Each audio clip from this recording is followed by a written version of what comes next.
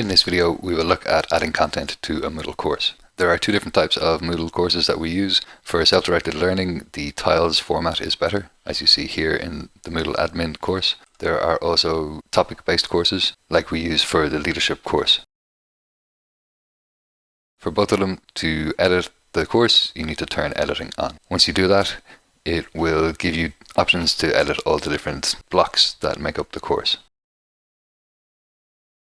So you can move blocks around either by lifting and dragging them or by clicking on them and selecting where you want to move. In the top section, you can add resources or you can add an image there, and then you can work on each section. Once you turn editing on, everything opens up in this topics format, and that can be quite unwieldy. So it's better to click on a section, open that, and then just work on that section. In the tiles format, once you turn editing on, you have the option to expand all, and this shows you all the subtiles. Again, this can become a bit unwieldy as you add more and more activities and content to your course, so it can be better just to select an individual section, go in there and just work on that. You see that there are options to edit the section, so that's this cog here. If you want to rename it, add some information, you can do that here.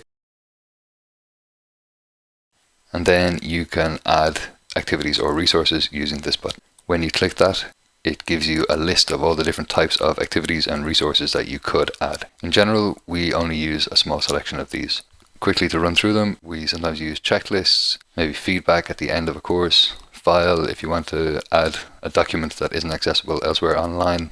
H5P is a whole subcategory of its own, which we will look at later. Labels and pages are good when you just want to add images and text. URLs are good for directing participants to external sites. In general, I just use the label option for adding images, and I use page when I want to add image and text, or some video as well, or just in general a collection of different resources. So let's have a look at how this works.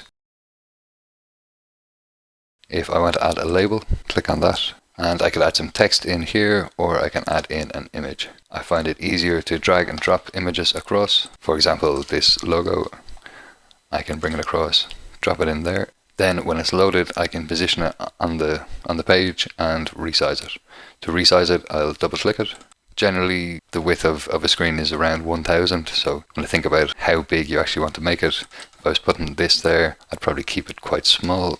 So it also auto sizes as long as you have this ticked, which means that it keeps the dimensions. If I click on this button here, I get the option to make it central. Other buttons up here include text, so there's pre-settings for headings. For example, I could put, so this text appears just as paragraph text to start with. If I want to make it into a heading, I can use these different options here. I can also add a link. So for example, if I want to make this go to the website, I can get the website link, select the text I want, paste the text in there. It's best to click open in a new window. If not, when they click on the link, it'll take over the window they're looking at and then they might get lost. So just for the sake of navigation, probably best to click open in new window, then create link. Links can also be created on images, so this can be good. Although if you do that, it's probably best to let people know. Once that's ready, I move down and look at the settings. The main settings to look at are activity completion. So in this case, it's just a label. We don't want them to have to do anything to say that they've completed it as an activity. And restrict access, I'm not going to worry about that until the end or the start of a section. This being the first section and the start of it, I don't need to worry about restricting access. Now you can see how that's appeared. So the text is there, it's centralized. That's a hyperlink, so it brings me to the Foróige website. And I have my text and the image is also hyperlinked. In order to delete an item that you've added, you can go to edit and it has the option to delete here. Confirm that and it's gone. You can't undo actions in Moodle, so be careful when you are deleting things that you really don't want it anymore. Labels are best kept for simple types of content. If you want something a little bit more packed with information or interactivity, you can add a page. With most activities, you need to name them. Labels don't need a name, but most of the others do. For this, there is a description, which is optional. You can choose whether to display the description or not. And then you have your page content.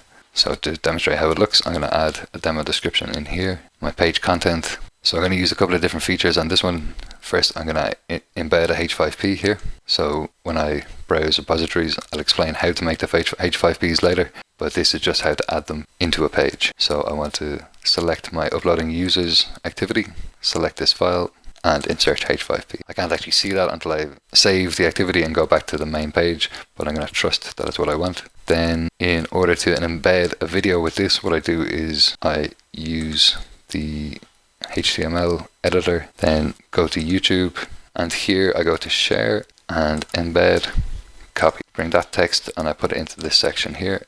And this one I can check once I close the editor. So again, I want to centralize that. So select all, it's in the center. So I'm happy with that. The appearance, don't need to worry about module settings. So this depends if you want to show it to everybody who can view the course or if you want to restrict it from the student view. In general, I just use the restrict access option at the start of a section and I connect it to the last activity in the previous section. So that's just to make sure that the participants work through it one section at a time rather than jumping around. If this was the start of a section, I could add a restriction for activity completion and I would choose the previous activity with completion. So the last activity that the participants had to complete must be marked complete. And for this particular activity, I'm going to show the activity as complete when conditions are met and the student must view this activity to complete it. There's no grading activity, but where there is, another option would appear here where they have to get a grade, get a pass grade in order to complete the activity. Then save and display will bring me directly to that activity. So we can see here that my H5P has been added, my image slider, and my video is here as well. And I can play that directly there, or I can open it in YouTube. Going back up then to the section view, I see that I have a new tile added here for that activity, and it is grayed out because it is restricted based on completion of the previous activity. Looking again at the activity or resource options, URL is very useful for directing participants to external sites, so I'm going to demonstrate how to use that. Again, I need a title, then add my URL, which is the web address. On this one, description is optional. I could add an image as well, but for this, I'm going to leave it as it is. With URLs, it's good to set the appearance to in pop-up, because if not, when they do click on it, it'll replace the page they're looking at and they might get lost. Activity completion and restrict access depend on whether it's at the start or end of a section, and then I will save and display that. Because there's no image, it doesn't look as visually appealing, but you can see that when I click on the link, it creates a pop-up window. As an admin, one handy shortcut for that is when you're clicking on a link, hold Control, click the link, and it'll open up in a new tab rather than in a new pop-up window. In order to add H5P content to a Moodle course, first you need to create it, and to do so you need to find the content bank. This can be located by navigating to a course, then opening the site pages and clicking on content bank. Here you can see that there are 3 activities that have been made in H5P already. One of them is used in one place, one is used in 3 places for some reason, and this other one hasn't been used. There will be a link in the Moodle admin course directing you to a page which has all the examples and downloads of the different types of H5P activities that can be used. So you can go in here and you can see examples and some lessons about how to create activities using these tools. So basically they're all ready-made presentation tools for either just information or for engaging interactive activities. Once you know what type of activity you want to create, go to the Add button and you'll see that there's a drop-down menu with all the different types of activities that can be made. I'm going to demonstrate making a course presentation because I find this is a very useful tool. With all of the H5P activities, when you open it, you get the option to click on a link for a tutorial and for an example. The tutorial will explain how to use that particular tool. The other button brings you to a page which has demonstration of that activity being used. So here we've got a presentation about cloudberries and different types of berries where they've added questions along the way. Then they reinforce that with more information, more questions, and it's quite an interactive presentation.